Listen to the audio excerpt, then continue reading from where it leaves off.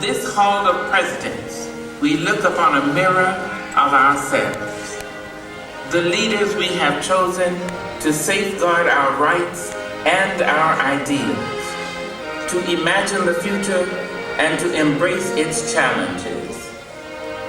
Ladies and gentlemen, the Presidents of the United States.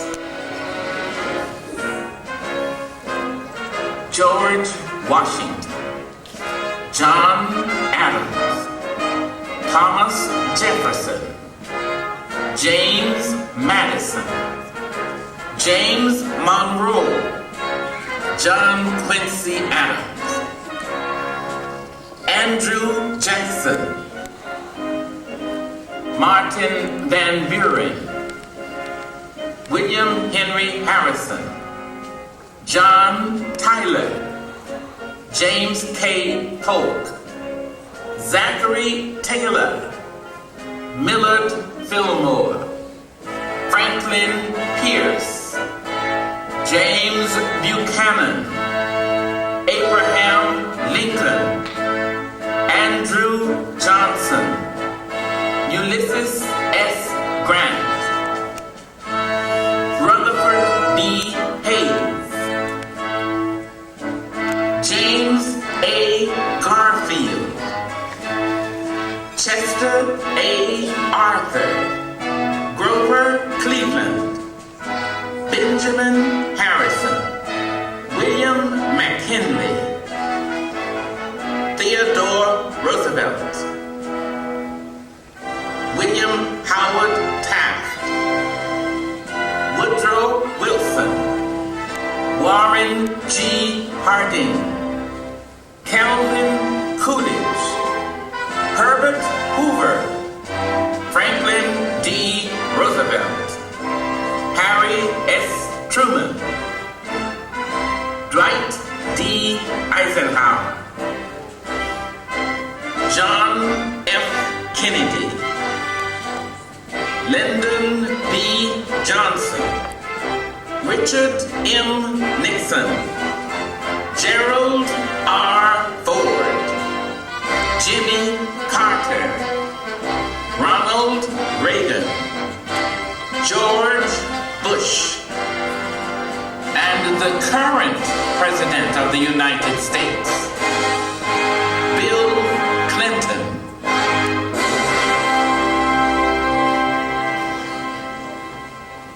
My fellow citizens, we are the heirs of the great American Revolution. As this millennium draws to a close and the 21st century approaches, let us pause to honor the very idea of America. America mirrors the world's diversity, yet it remains united in its struggle to uphold fundamental freedoms. We believe our nation's happiness still evolves from liberty, from opportunity, and from the vision of equality set forth by our country's Declaration of Independence. And today, our nation stands as a symbol of freedom and an inspiration to people all around the world. There is nothing wrong with America that cannot be cured by what is right with America. And there is nothing wrong with the world that cannot be cured by the ideals that America represents. Those principles have no borders. And we look forward to a day when those principles, extended beyond our borders, will have circled the globe. The quest for democracy must continue until all the people of the world enjoy the freedom we must always fight to preserve. The spirit of America is as bright and hopeful today as it was in July of 1776.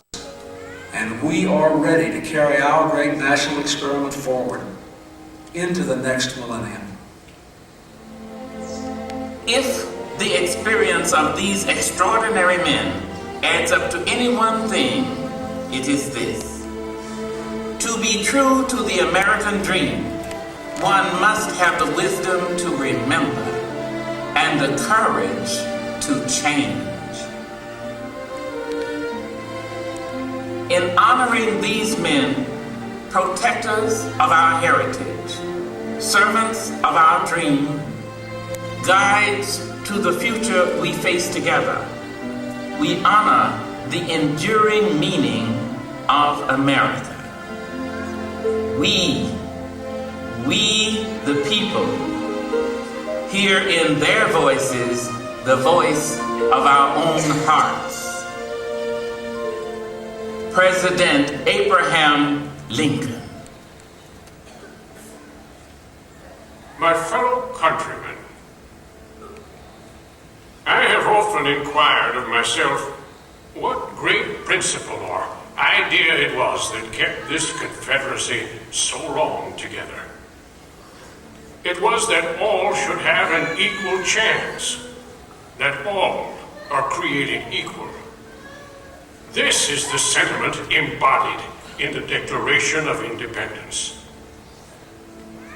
Most governments have been based on the denial of rights. Ours began by affirming our rights. Let us turn this government into the channel in which the framers of the Constitution originally placed it. If we cannot give freedom to every creature, let us do nothing that will impose upon another creature.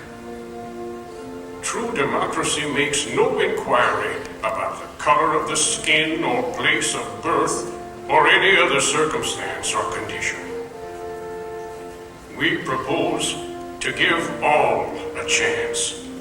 We expect the weak to grow stronger, the ignorant wiser, and all better and happier together. Let it be as nearly reached as we can. For the struggle of today is not altogether for today. It is for the vast future also. So may our children and our children's children, for 1,000 generations, rejoice under those glorious institutions bequeathed us by Washington, and continue to enjoy the benefits conferred upon us by a united country.